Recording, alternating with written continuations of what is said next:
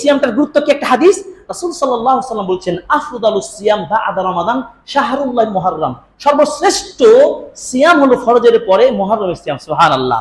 তাহলে বরকতপূর্ণ মাস রমাদান আমরা শেষ করেছি, আরেকটা বরকত সময় আর সিয়াম পাচ্ছে, আমরা পালন করব না? অবশ্যই করবো ইনশাআল্লাহ। নিয়ত করে ফেলি আজকে থেকে, এমন কেউ যারা খুতবা শুনছি সবাই নিয়ত করবো এই বছরের সিয়ামটা আমরা ছাড়বো না ইনশাআল্লাহ। কেন করব? কারণ নবী সাল্লাল্লাহু আলাইহি ওয়াসাল্লাম বলেছেন আহতাসিবু আলাল্লাহি আইয়ুকাফিরা সানাতাল্লাতী ক্বাবলাহ, আমি আশা রাখি এই দিনটা কেউ যদি সিয়াম রাখতে পারে বান্দার সগীরা 1 বছরের পূর্বের গুনাহ maaf করে দিবে। সুবহানাল্লাহ, সুবহানাল্লাহ। তাআলা আমাদের তৌফিক দান করে, আমিন। এটা হলো সঠিক ঘটনা। এই দিনটাকে আবার অনেকে মনে করে যে হুসাইন রাদিয়াল্লাহু তাআলা আনহু শহীদ হয়েছেন, তাই আশুরার ছুটি, আশুরার সেমিনার, আশুরা নিয়ে বক্তব্য।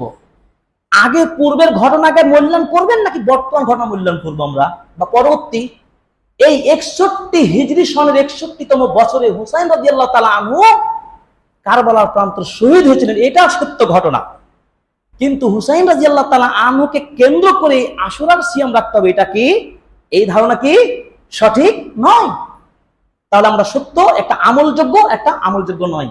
তবে হুসাইন রাদিয়াল্লাহু তাআলা আনহু ছিলেন ইসলামের একজন নেতা, তিনি ছিলেন রাসূল সাল্লাল্লাহু আলাইহি ওয়াসাল্লামের পরিবারের অংশ, তার সম্মান জান্নাতের যুবকদের সর্দার হবে হাসান হুসাইন রাদিয়াল্লাহু তাআলা আনহুম, তারা বিশিষ্ট সাহাবী ছিলেন। তাদের এই হত্যার ঘটনা মুসলিম উম্মাহ নিন্দা জানাই, মুসলিম উম্মাহ ব্যথায় ব্যথিত হয়েছে, আজও আমরা ব্যথা স্বীকার করছি।